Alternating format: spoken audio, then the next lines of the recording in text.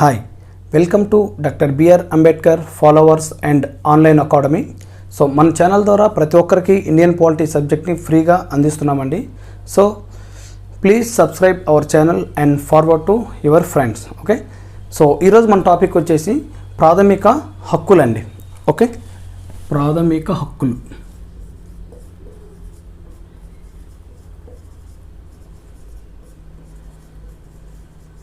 Fundamental rights.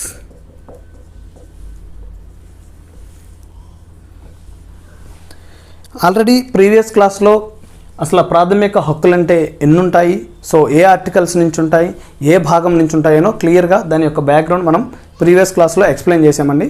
So ఆ class చూడని వాళ్ళు ఉంటే ఆ క్లాస్ చూసిన తర్వాత ఈ క్లాస్ ఫాలో ఉండండి. ఓకే, సో ఇక్కడ మెయిన్గా మనం చెప్పుకుంటే ప్రాథమిక హక్కులు వచ్చేసి పార్ట్ 3 ఆర్టికల్స్, ఆర్టికల్ 12 నుంచి ఆర్టికల్ 35. ఓకే, సో రాజ్యాంగం ఆమోదించినప్పటికీ మనకు ఉన్నవి టోటల్ 7 ఫండమెంటల్ రైట్స్. సో ప్రస్తుతం ఉంది 6. ఓకే, సో ఈ 7 ఉన్న ఆస్తి హక్కు అనేది తొలగించబడింది. ఓకే, సో క్లియర్గా గుర్తుంచుకోండి, చాలా ఇంపార్టెంట్. ఏ రాజ్యాంగ సవరణ ద్వారా ఆస్తి హక్కును తొలగించబడిందని అడిగే ఛాన్స్ ఉంటుందండి, గుర్తుంచుకోండి. 44వ రాజ్యాంగ సవరణ చట్టం 1978. ఓకే, సో ఇక్కడి నుంచి తొలగించి ఈ యొక్క ఆస్తి హక్కుని అంటే ప్రాథమిక హక్కుల నుంచి తొలగించేసి వాళ్ళు మనం ఇక్కడ పార్ట్స్ చెప్తున్నాం కదండి. పార్ట్ 12లో కేంద్రము రాష్ట్రాల మధ్య ఆర్థిక సంబంధాల్లో దానికి ఆర్టికల్ 300 క్లాజ్ ఏలో యాడ్ చేశారండి. ఓకే, సో ప్రీవియస్ క్లాస్ చూడండి, దీని గురించి అర్థమవుతుంది. ఇకపోతే ఒకసారిగా మళ్ళీ మనం దీని యొక్క బ్యాక్గ్రౌండ్ చూసుకుంటే ఇక్కడ ఈ ప్రాథమిక హక్కుల్లో మొట్టమొదటిగా మనకి బ్రిటన్ నుంచి స్టార్ట్ చేద్దామండి. సో ఏదైతే బ్రిటన్ గవర్నమెంట్ ఉందో ఆ రోజుల్లో వాళ్ళు ఆ బ్రిటన్ ప్రాంతంలో వాళ్ళకి కొన్ని హక్కులు కావాలని చెప్పేసి వీళ్ళు ఇక్కడ ఈ యొక్క వాళ్ళ యొక్క హక్కుల్నే వీళ్ళు మాగ్నా కార్తాగా చెప్తారండి. మాగ్నా కార్తా. ఓకే, సో ఇది 1215 సంవత్సరంలో వాళ్ళు ఆ టైంలో వాళ్ళ యొక్క హక్కుల గురించి బ్రిటన్లో డిస్కస్ చేస్తారండి. ఓకే, సో దీని తర్వాత మన ప్రాథమిక హక్కులు స్ఫూర్తిగా తీసుకుంది అమెరికా నుంచి. అమెరికా వీళ్ళని బిల్ ఆఫ్ రైట్స్ అంటారండి. ఈ యొక్క అమెరికా స్ఫూర్తితో వీళ్ళు పొందుపరుచుకున్న ఈ బిల్ ఆఫ్ రైట్స్ అంటే అక్కడ ఉన్న ఆ యొక్క హక్కుల్ని స్ఫూర్తిగా తీసుకొని మన భారతదేశంలో ఈ యొక్క ప్రాథమిక హక్కుల్ని పొందుపరిచారండి. ఓకే, సో ఇది కూడా 1791 ఆ టైంలో వీళ్ళు ఈ యొక్క బిల్ ఆఫ్ రైట్స్ని ఆ యొక్క అమెరికా రాజ్యాంగంలో వాళ్ళు పొందుపరుచుకున్నారండి. ఓకే, సో నెక్స్ట్ ఇదే విధంగా ఫ్రెంచ్, తర్వాత Russia, next Germany, next Irish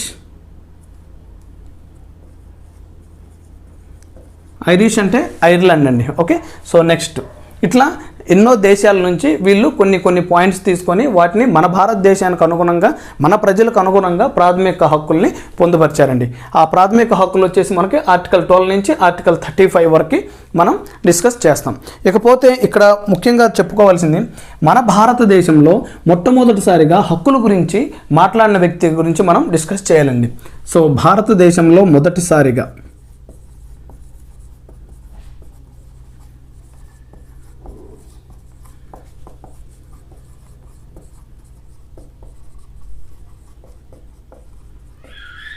హక్కుల గురించి మాట్లాడింది దాదాబాయి నౌరోజీ.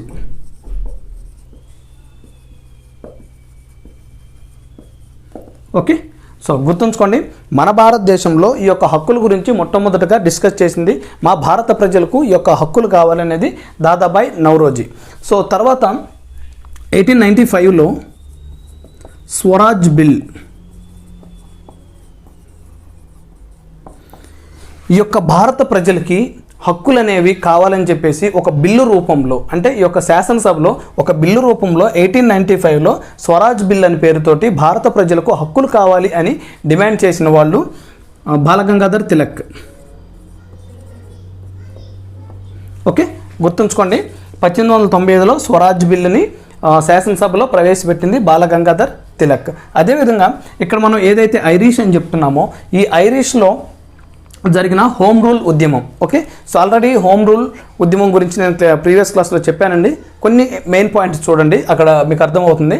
సో కంప్లీట్గా అసలు హోమ్ రూల్ ఉద్యమం అనేది మీకు ఇండియన్ హిస్టరీలో వస్తుందండి, ఇక్కడ అంత అవసరం లేదు. ఓకే, సో ఈ యొక్క హోమ్ రూల్ ఉద్యమంలో మనకి నార్త్లో ఏమో తిలక్ చూసుకుంటాడండి, అదేవిధంగా సౌత్లోకి వచ్చేసరికి అనిబిసెంట్ చూసుకుంటుందండి.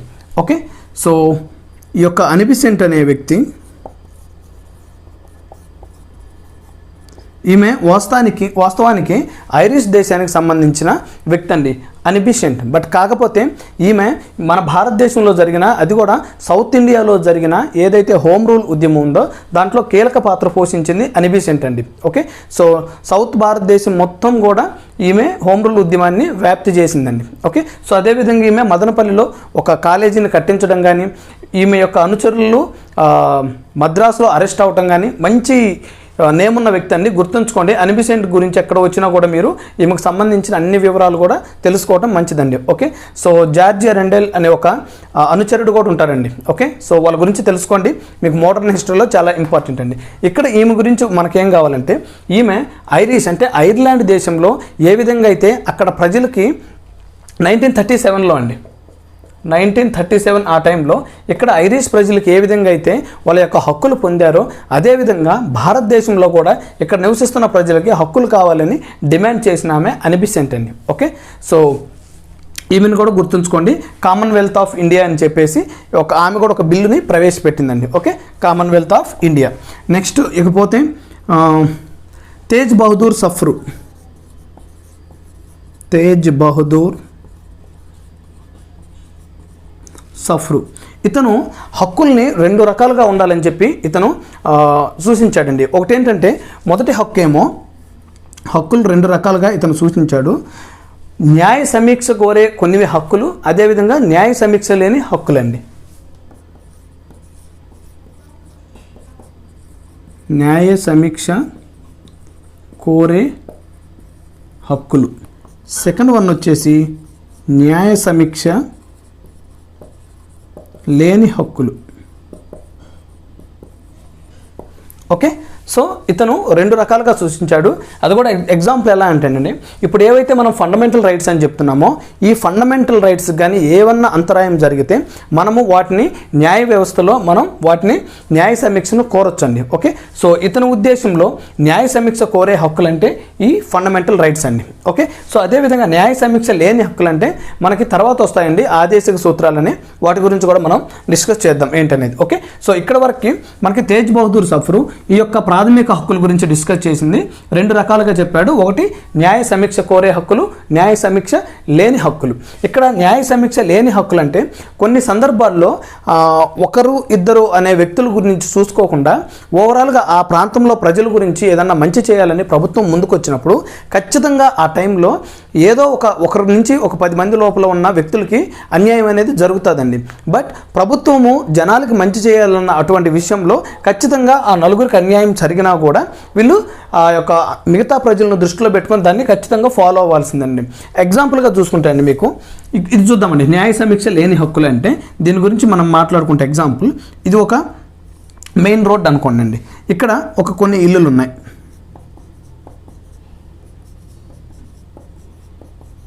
ఓకే, సో ఇటువంటి సందర్భంలో ఈ టౌన్ అనేది బాగా పెద్దదైపోయేసి ఈ రోడ్ అనేది దాదాపుగా ఈ ఏరియా వరకు పెంచాల్సి వస్తుందండి. ఓకే, సో రోడ్ అనేది ఎక్స్టెండ్ చేయాల్సి వస్తుంది.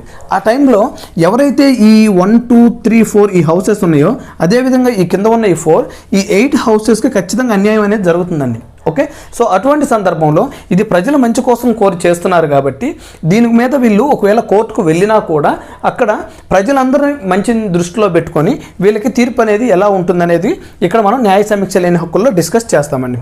ఓకే, సో వీళ్ళకి ఈ 8 మందికి ఏదన్నా నష్టపరిహారం చెల్లించడం కానీ ఇటువంటి కార్యక్రమాలు ఇక్కడ ఉంటాయండి. ఓకే, సో న్యాయ సమీక్ష కోరే హక్కులు అంటే ఇప్పుడు ఏవైతే మనం ఈ ఫండమెంటల్ రైట్స్ అని చెప్తున్నామో ఆర్టికల్ 12 నుంచి 35 దాకా చెప్తున్నామో, సో ఆర్టికల్ 12, 13 పక్కన పెట్టేస్తే రిమైనింగ్ 14 నుంచి 35 వరకు మనకు జరిగిన ఏ అన్యాయాన్ని అయినా సరే మనం డైరెక్ట్గా న్యాయ సమీక్ష కోరవచ్చండి. ఓకే, సో దీని తర్వాత ఇంకా చెప్పుకోవాల్సిన వ్యక్తుల్లో తేజ్ బహదూర్ సఫ్రు తర్వాత మీకు ఆల్రెడీ నేను రాజ్యాంగ నిర్మాణ సభ చెప్పేటప్పుడు మనకి కొన్ని మేజర్ కమిటీలు అదేవిధంగా మైనర్ కమిటీలను చెప్పానండి. ఓకే, సో వాటిలో ఉన్న ఒక కమిటీ గురించి ఇప్పుడు మనం డిస్కస్ చేద్దాం.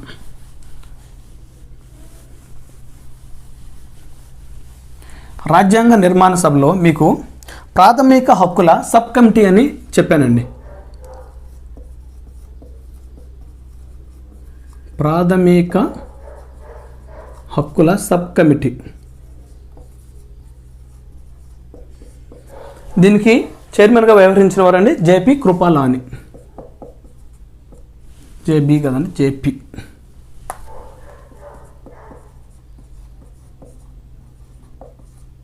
ఓకే, సో ఈమె చైర్మన్గా ఉన్నారు. ఈమె కింద దాదాపుగా ఒక 9 మంది వ్యక్తులు ఉన్నారండి. ఓకే, చూద్దాం ఆ 9 మంది వ్యక్తి ఎవరంటే డాక్టర్ బిఆర్ అంబేద్కర్,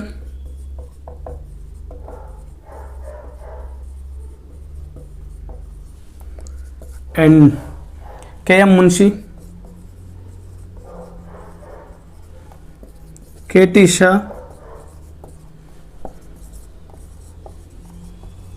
మౌలానా అబుల్ కలాం ఆజాద్, మౌలానా అబుల్ కలాం,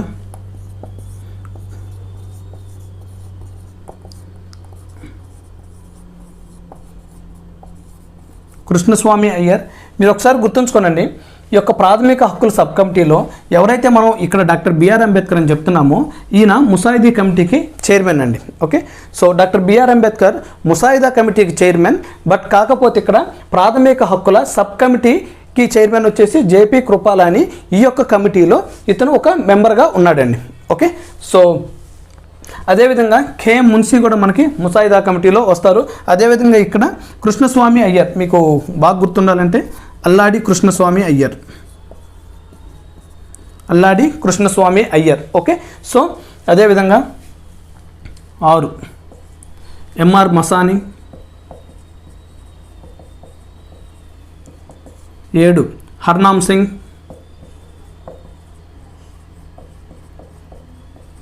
8 జయరామ్ దాస్, 9 రాజా కుమారి, అమృత్ కౌర్.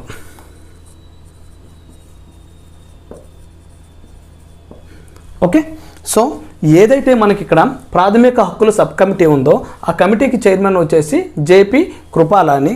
ఓకే, సో ఆ కమిటీలో ఉన్న రిమైనింగ్ 9 మంది వచ్చేసి వాళ్ళ యొక్క సభ్యులండి. ఓకే, సో వీళ్ళలో doctor BR Ambedkar, K M Munshi, Krishnaswamy Iyer వీళ్ళందరూ మనకి ముసాయిదా కమిటీలో కూడా సభ్యులు. ఆ ముసాయిదా కమిటీలో డాక్టర్ బిఆర్ అంబేద్కర్ అనే వ్యక్తి చైర్మన్ అండి. ఓకే, సో వీళ్ళు ఈ ప్రాథమిక హక్కుల గురించి డిస్కస్ చేయడం కోసం వీళ్ళు 1947 ఫిబ్రవరి 12న వీళ్ళు ఈ కమిటీని ఏర్పాటు చేశారండి. ఓకే, సో ఈ 9 మంది కంప్లీట్గా డిస్కస్ చేసి ఏవి హక్కులు మన భారత ప్రజలకి మంచిగా ఉంటాయని చెప్పేసి వీళ్ళు ఏర్పడిందేమో 1947 ఫెబ్ 12న ఈ కమిటీ ఏర్పడితే వీళ్ళు దాని రిపోర్ట్ ఇచ్చింది.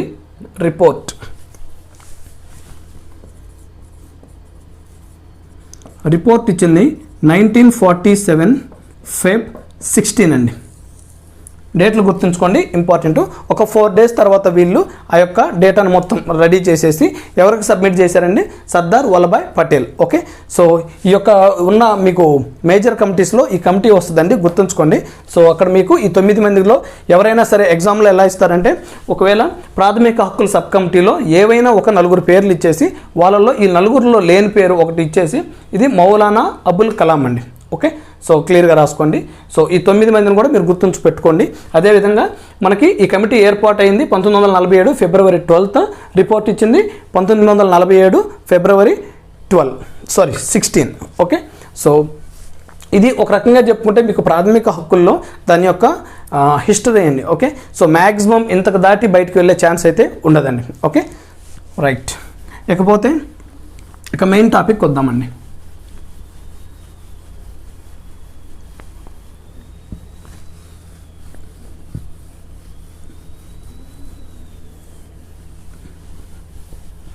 ప్రాథమిక హక్కుల్లో ఫస్ట్ ఆర్టికల్ 12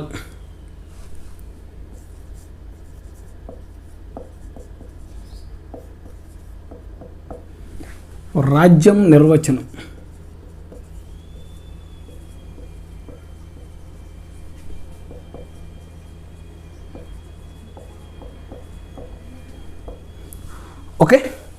సో గుర్తుంచుకోండి, ఆర్టికల్ 12 వచ్చేసి రాజ్యం యొక్క నిర్వచనం. మీకు మెయిన్ టెక్స్ట్ బుక్స్లో చూస్తే ఓన్లీ నిర్వచనం అని ఉంటుందండి. ఆర్టికల్ 12 అంటే నిర్వచనం అని ఉంటుంది. దేని యొక్క నిర్వచనం అంటే రాజ్యం యొక్క నిర్వచనం. మీరు మర్చిపోకుండా ఉంటారని నేను కంప్లీట్గా ఒక లైన్లో రాస్తున్నానని రాజ్యం యొక్క నిర్వచనాన్ని. మీరు ఒరిజినల్ ఆర్టికల్స్ చూస్తే జస్ట్ ఆర్టికల్ 12 అంటే నిర్వచనం అని ఉంటుందండి. దేనికి నిర్వచనం చెప్పారంటే ఈ యొక్క రాజ్యం గురించి. ఇక్కడ ఈ రాజ్యం అంటే ఏంటంటే ప్రభుత్వం. రాజ్యం అంటే ప్రభుత్వం.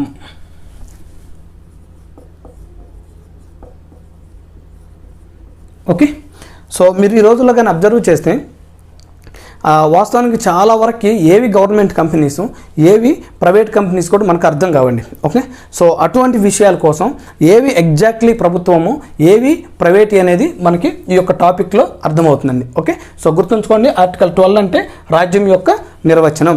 ఇక్కడ రాజ్యం అంటే అర్థం ఏంటండి? ప్రభుత్వం. ఓకే, సో వీటిల్లో మెయిన్గా అసలు ఏంటి ఈ యొక్క ప్రభుత్వం అన్న రాజ్యం అన్న ఏంటంటే మనం మెయిన్గా గుర్తుంచుకోవాల్సింది ఫస్ట్ అండి, కేంద్ర ప్రభుత్వం.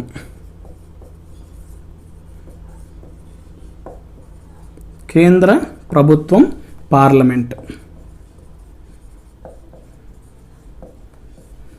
ఓకే, సో కేంద్ర ప్రభుత్వం అనేది ఏంటండి, మనము ఎవరినైతే ఓట్లేసి గెలిపిస్తామో వాళ్ళు తర్వాత దాన్ని ప్రభుత్వాన్ని తయారు చేసుకొని మన ప్రజల కోసం వాళ్ళు వర్క్ చేస్తారండి. అంటే ఇక్కడ అర్థం ఏంటంటే కేంద్ర ప్రభుత్వం అంటే వాళ్ళు కార్యనిర్వహణ శాఖ.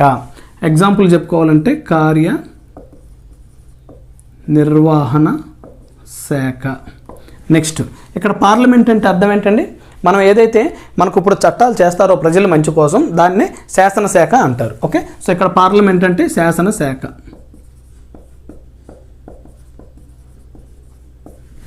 రైట్, అంటే ఈ కేంద్ర ప్రభుత్వం అనేది రాజ్యము, పార్లమెంట్ అనేది రాజ్యము.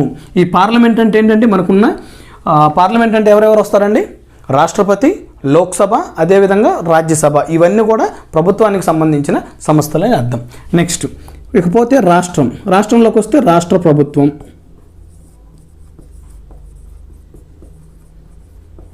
తర్వాత ఇక్కడ ఏదైతే కేంద్ర ప్రభుత్వం అన్నామో ఇక్కడ రాష్ట్ర ప్రభుత్వం. సో కేంద్రంలో ఉండేది పార్లమెంట్, రాష్ట్రంలో ఉండేది రాష్ట్ర శాసన శాఖ.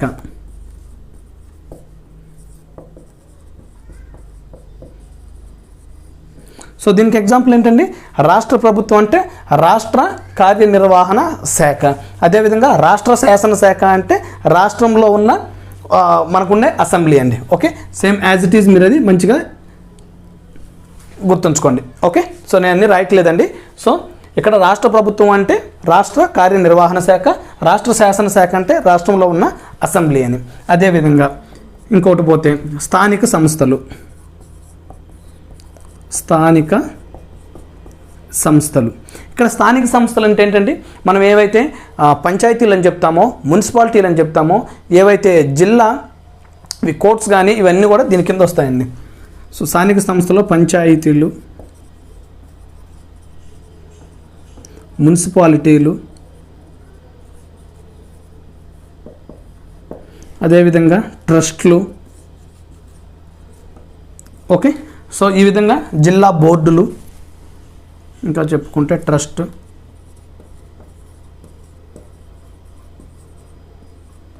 జిల్లా బోర్డులు, ఇట్లా ఇవన్నీ కూడా మనకి స్థానిక సంస్థలు అండి. ఇంకా పోతే మనం ఏవైతే మనకు నోటెడ్గా ఉన్నాయో చూద్దామండి. LIC, ONGC, SAIL. ఓకే, ఇట్లా కొన్ని సంస్థలండి.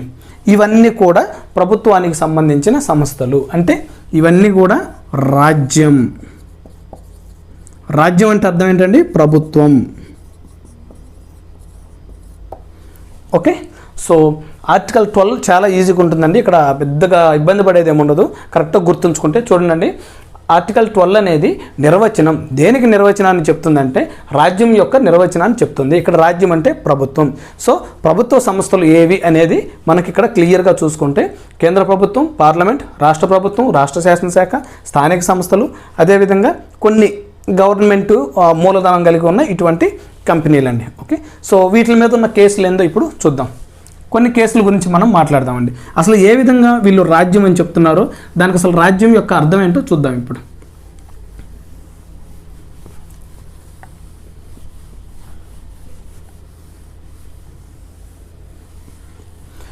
ఒక కేసు చూద్దామండి.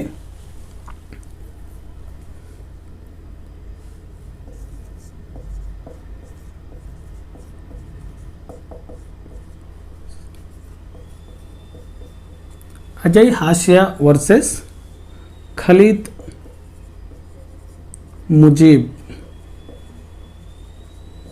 1861లో ఇది ఒక కేసు అండి. ఓకే, సో గుర్తుంచుకోండి, ఆర్టికల్ 12 మీద మీకు మ్యాక్సిమం ఒకవేళ కేసు మీద కానీ వెళ్ళాలనుకుంటే 100% అతను ఈ కేసు మీదకే వెళ్తాడండి. ఓకే, అజయ్ హాసియా వర్సెస్ ఖలీద్ ముజీబ్ 1861లో ఈ కేసు అనేది తీర్పు వచ్చిందండి. ఈ కేసులో తీర్పు ఏంటంటే అసలు ప్రభుత్వం అంటే రాజ్యం అంటే ఏమిటో అనే యొక్క పూర్తి వివరణ మనకి ఈ కేసులో ఇవ్వబడిందండి. ఓకే, సో దీంట్లో మెయిన్గా వాడు అడిగేది ఏంటంటే ఈ కేసులో ఈ టైంలో ఉన్న చీఫ్ జస్టిస్ ఆఫ్ ఇండియా పేరు అడుగుతాడండి. గుర్తుంచుకోండి, జస్టిస్ భగవతి. జస్టిస్ భగవతి చాలా ఫేమస్ పర్సన్ అండి. ఓకే, సో కొన్ని సుప్రీంకోర్టు కేసుల్లో మంచి జడ్జిమెంట్లు ఇచ్చిన వ్యక్తి ఇతను జస్టిస్ భగవతి, గుర్తుంచుకోండి. ఓకే, సో ఈ కేసులో అజయ్ హాసియా వర్సెస్ ఖలీద్ ముజీబ్ కేసులో ఈ జస్టిస్ భగవతి అనే వ్యక్తి, మనం ఇప్పుడు ఏదైతే ఆర్టికల్ 12 రాజ్యం యొక్క నిర్వచనం అని చెప్తున్నానో దానికి అసలు ఏవేవి రాజ్యంలోని వస్తాయి, ఏవి రాజ్యంలోకి రావు అని చెప్పేసి క్లియర్గా ఇతను తీర్పుని ఇచ్చాడండి. చూద్దాం అవేంటో. వీటిలో ఈ సిజేఐ ఇచ్చిన దాంట్లో కొన్ని అర్థాలు ఏంటంటే చూద్దాం. ఫస్ట్ వన్ ఏంటంటే, ఏదైనా ఒక సంస్థని ఏర్పాటు చేసినప్పుడు దానిలో ఉన్న మూలధనము కంప్లీట్గా, అంటే మూలధనం అంటే దాంట్లో టోటల్ 100% వాటా మన ప్రభుత్వానికి కానీ అయితే, రాజ్యంది కానీ అయితే దాన్ని గవర్నమెంట్ కంపెనీ అంటారు. ఓకే, చూద్దాం. ఒక సంస్థ యొక్క మూలధనం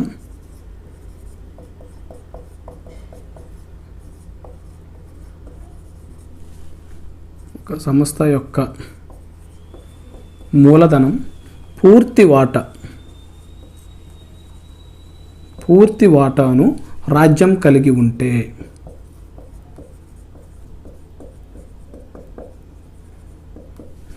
ఓకే, సో ఇప్పుడు ఎగ్జాంపుల్ తీసుకున్నామండి.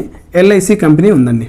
ఈ ఎల్ఐసి కంపెనీలో వాస్తవానికి ఇది స్టార్ట్ చేసేటప్పుడు గవర్నమెంట్ ఖర్చు పెట్టింది 100 కోట్లండి. ఓకే, సో ఎల్ఐసి కంపెనీని స్టార్ట్ చేసినప్పుడు గవర్నమెంట్ అనేది ఇన్వెస్ట్ చేసింది, దాని వాటా కేవలం 100 కోట్లే. అంటే దీంట్లో ఎవ్వరు కూడా లేరండి. ఓకే, సో 100 కోట్లతో స్టార్ట్ చేసిన ఈ కంపెనీ ఈరోజు దాదాపుగా దాని ఆస్తులు మొత్తం కలుపుకొని 32 లక్షల దాకా ఉందండి.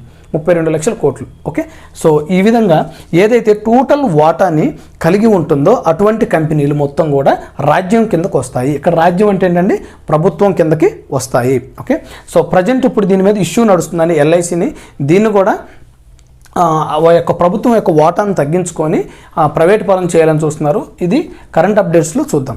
ఓకే, సో ఇది క్లియర్ కదండి. ఏదైనా ఒక కంపెనీని పెడితే ఆ కంపెనీలో పూర్తి వాటా మొత్తం, దానికి పెట్టిన మూలధనం మొత్తము ప్రభుత్వం కానీ పెడితే సో ఆ కంపెనీ ప్రభుత్వంగా మనం చెప్పొచ్చు. ఓకే, నెక్స్ట్ 2, ఏదైనా ఒక సంస్థ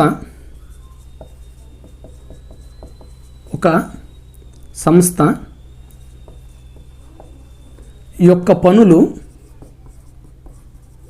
ఈ సంస్థ యొక్క పనులు ప్రభుత్వ కార్యాలయాలతో కానీ, ప్రభుత్వ కార్యాలయాలతో కానీ లేదా ప్రజాస్వామ్యంలో ఇమిడి ఉంటే, ప్రజాస్వామ్యంలో ఇమిడి ఉంటే ఇటువంటి సంస్థను కూడా మనము రాజ్యం కిందకి తీసుకోవచ్చండి. చూద్దాం. ఏదైనా ఒక సంస్థ యొక్క పనులు అంటే ఒక ఎక్స్ అనే కంపెనీ ఉంది, అది ప్రభుత్వ కార్యాలయాలతో లింక్ అయి ఉంటుంది, అదేవిధంగా ప్రజలతో కూడా లింక్ అయి ఉంటుందండి. ఓకే, సో అటువంటి సంస్థలని మనము రాజ్యంగా చెప్పవచ్చు. నెక్స్ట్ 3వది వచ్చేసి, ఒక సంస్థ ఏదైనా, ఇప్పుడు రాజ్యం అని చెప్తున్నాం కానీ రాజ్యం ఆర్థికంగా కానీ ఏదైనా ఒక సంస్థకు సహాయం చేస్తే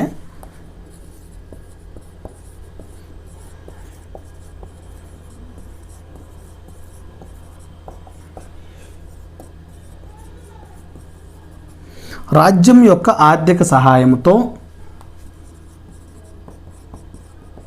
ఒక సంస్థ యొక్క వ్యయం మొత్తం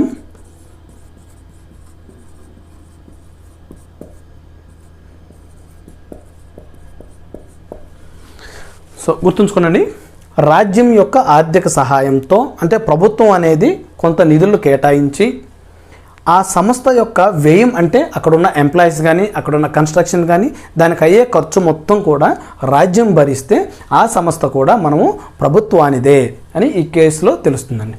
ఓకే, సో నెక్స్ట్ ఇంకోటి పోతే, మీరు ఎప్పుడైనా aided universities, aided college, aided company అని వినుంటారండి. సో ఎయిడెడ్ అంటే అర్థం ఏంటంటే, ఒక ఎగ్జాంపుల్ చూద్దాం. ఇక్కడ ఎక్స్ అనేది ఒక కాలేజ్ ఉందండి. ఓకే, ఈ కాలేజ్ పేరు ఎక్స్. సరే, మన భాషలో చెప్పుకోవాలంటే శ్రీ చైతన్య కాలేజ్. అందరికీ నోటెడే కదండి. శ్రీ చైతన్య కాలేజ్ ఉందండి. ఈ కాలేజీని ఇక్కడ స్టూడెంట్స్ దాదాపు ఒక 1000 మంది ఉన్నారనుకుందాం. దీని యాజమాన్యం కంప్లీట్గా ప్రైవేట్దండి. ఓకే, సో ఈ యొక్క యాజమాన్యం కంప్లీట్గా ప్రైవేట్ది అయినా కూడా ప్రభుత్వం అనేది, ఇక్కడ మనం ఏదైతే రాజ్యం అని చెప్తున్నామో ఈ ప్రభుత్వం అనేది ఈ యొక్క మేనేజ్మెంట్ని మాత్రం అలాగే ఉంటుందండి. ఈ శ్రీ చైతన్య కాలేజ్కి మేనేజ్మెంట్ ఎవరైతే ఉన్నారో అతను అలాగే ఉంటాడు. బట్ కాకపోతే ఇది టోటల్ ఈ కాలేజీ మొత్తం కూడా గవర్నమెంట్ కిందకి వచ్చేస్తుందండి. ఇట్లా వచ్చేదాన్ని ఎయిడెడ్ అంటారు. ఓకే, అంటే ఇది కంప్లీట్గా ప్రభుత్వం పేరుతోటే ఈ యొక్క అడ్మిషన్స్ తీసుకోవటం కానీ ప్రభుత్వం పేరుతోటే శాలరీస్ రావటం కానీ అన్నీ జరుగుతాయి. బట్ కాకపోతే మేనేజ్మెంట్ మాత్రం వేరే వాళ్ళు ఉంటారండి. అంటే ఒక రకంగా చెప్పాలంటే దీని గుత్తాధిపత్యం మొత్తం కూడా రాజ్యం చేతిలో ఉంది. ఓకే, సో ఇటువంటి దాన్ని కూడా మనం ప్రభుత్వం అని నిర్వచించవచ్చు. వచ్చే ఒక సంస్థ యొక్క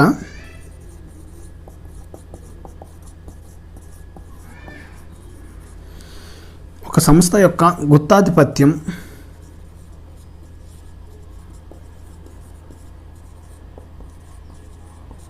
మొత్తం రాజ్యం అయితే, ఓకే, సో ఈ కండిషన్లో కూడా మనం ఏమని చెప్పొచ్చు అండి, ఒక సంస్థ యొక్క గుత్తాధిపత్యం మొత్తం రాజ్యం అయితే. ఓకే, సో దీన్ని కూడా మనం ప్రభుత్వం కిందనే చూడొచ్చండి. ఓకే, సో గుర్తుంచుకోండి, ప్రాథమిక హక్కుల్లో ఆర్టికల్ 12లో ఇంపార్టెంట్ అయిన కేసు వచ్చేసి Ajay Hasia versus Khalid Mujib. Okay, 1861. Okay, so ఇట్లాగా మీకు ఏది అడిగినా కూడా మీరు గుర్తుంచుకోండి, జస్టిస్ భగవతి అనే వ్యక్తి చాలా ఇంపార్టెంట్ అండి. ఓకే, సో ఇంకో కొన్ని కేసులు చూద్దామండి.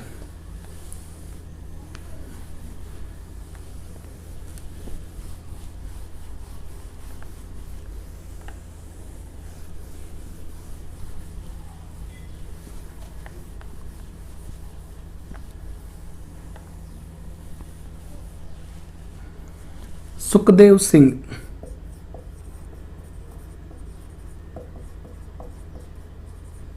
వర్సెస్ భగత్ రాయ్.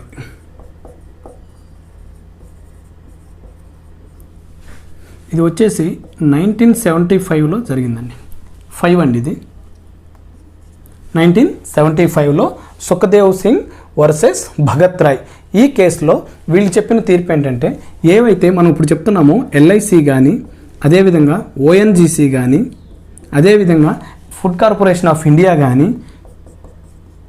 అదేవిధంగా సెయిల్ కానీ, ఇటువంటి కంపెనీలు అన్నీ కూడా ప్రభుత్వానికి సంబంధించినవి అని ఈ కేసులో సుఖ్దేవ్ సింగ్ వర్సెస్ భగత్ రాయ్ కేసులో చెప్పారండి.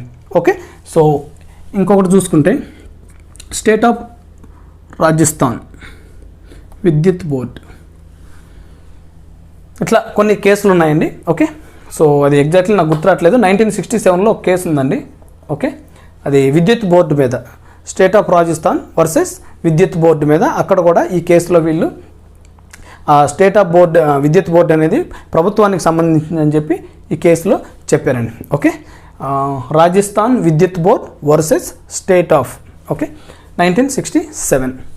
నెక్స్ట్ ఇకపోతే అసలు ఏవి మనకి హక్కుల కింద అంటే ఈ యొక్క రాజ్యం కిందకు రావో అవి చూద్దామండి.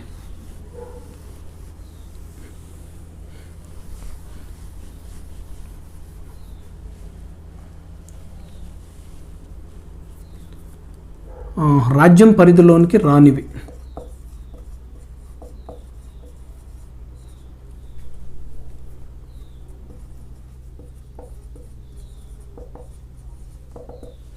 ఇక్కడ కూడా కొన్ని కేసులు ఉన్నాయండి. ఒకటేమో BCCI కేసు అండి. ఓకే, మీకు అందరూ తెలుసు క్రికెట్ అండి. ఇదేంటండి, board of control for cricket in India.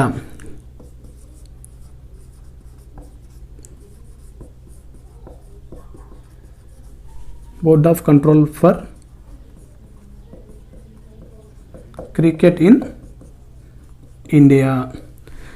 So అప్డేట్లో గుర్తుంచుకోండి, ఎప్పుడైనా సరే BCCI చైర్మన్ ఎవరైనా కానీ ఇట్లా అడుగుతారండి. ప్రస్తుతం ఉన్న వ్యక్తి సౌరవ్ గంగూలీ. ఓకే, సో ఈ BCCI కేసులో ఏం చెప్పారంటే, సుప్రీంకోర్టు ఇచ్చిన తీర్పు ఏంటంటే, ఇది కంప్లీట్గా మనం అందరం ఏమనుకుంటాం, BCCI గవర్నమెంట్ది అనుకుంటామండి. ఓకే, సో ఇది ఒక కంప్లీట్గా ప్రైవేట్ సంస్థ ఇది. సో దీనికి ప్రభుత్వానికి సంబంధం లేదండి. బట్ కాకపోతే కొన్ని టర్మ్స్ అండ్ కండిషన్ ఇండియాలో ఉంటాయి కాబట్టి ఇవన్నీ అవి ప్రభుత్వం కొన్ని కండిషన్స్తో ఇవి ప్రభుత్వం అడుగుజాడల్లో నడుస్తాయండి. ఓకే, సో గుర్తుంచుకోండి, BCCI అనేది రాజ్యం కిందకు వస్తుందా అంటే రాదండి. ఓకే, సో అదేవిధంగా ఇంకో కేసు వచ్చేసి చంద్రమోహన్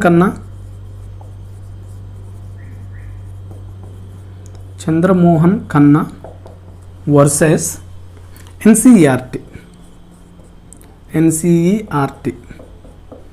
ఓకే, సో చాలామంది అనుకుంటారండి NCERT అనేది కంప్లీట్గా గవర్నమెంట్ అనుకుంటారండి. ఓకే, సో NCERT కూడా గవర్నమెంట్ కాదు.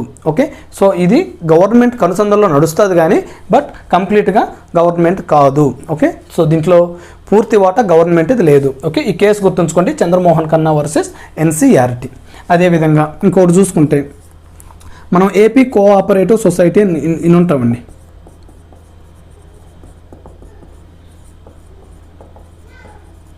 ఓకే, సో ఇటువంటి ఏవైతే కోఆపరేటివ్ సొసైటీస్ ఉంటాయో ఇవి కూడా గవర్నమెంట్వి కాదండి. మనం చాలామంది కూడా కన్ఫ్యూజ్ అవుతుంటారు, కోఆపరేటివ్ సొసైటీలు మొత్తం కూడా గవర్నమెంట్ అని కాదు. సో దీనికి ఒక యాక్ట్ ఉంటుందండి. ఆ యాక్ట్ ఏంటంటే society for registration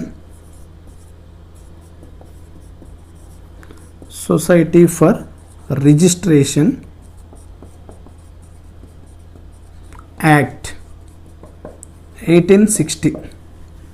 okay, so ఈ యాక్ట్ ద్వారా సొసైటీ ఫర్ రిజిస్ట్రేషన్ యాక్ట్ 1860 ద్వారా మనం సొంతగా కొన్ని సొసైటీలు అనేవి ఏర్పాటు చేసుకోవచ్చండి. ఒక రకంగా చెప్పుకుంటే ఏపీ కోఆపరేటివ్ సొసైటీ ఇట్లా చాలా ఉంటాయండి. సో ఈ సొసైటీకి సంబంధించిన ఇటువంటి సంఘాలు పెట్టుకుంటే ఆ సంఘాలు గవర్నమెంట్ కిందకి రావు. ఓకే, సో ఇది ఆర్టికల్ 12 యొక్క కంప్లీట్గా ఉన్న విషయాలండి. ఇంకా ఏమైనా కేసులు కానీ అప్డేటెడ్ ఉంటే వాటిని మీరు ఫాలో అవ్వండి. ఓకే, సో ఇంకా చాలా ఉంటాయండి కేసులు. సో అన్నిటి గురించి మనకి ఇక్కడ అవసరం లేదు. మనకి మెయిన్గా తెలుసుకోవాల్సింది ఆర్టికల్ 12 అంటే ఏంటంటే రాజ్యం యొక్క నిర్వచనం. సో ఏవి ప్రభుత్వానికి సంస్థల కింద వస్తాయి, ఏవి ప్రభుత్వ సంస్థల కిందకి రావు అనేది చూసుకుంటే చాలండి. ఓకే, సో నెక్స్ట్ క్లాస్లో మనం ఆర్టికల్ 13ని స్టార్ట్ చేద్దాం. ఓకే, సో మ్యాక్సిమం ఎవరైతే మన క్లాసులు చూస్తున్నారో మీరు కూడా మన క్లాస్ని యొక్క యూట్యూబ్ ఛానల్ని సబ్స్క్రైబ్ చేసుకోండి. అదేవిధంగా మీ ఫ్రెండ్స్ కూడా ఫార్వర్డ్ చేయండి. Okay, thank you.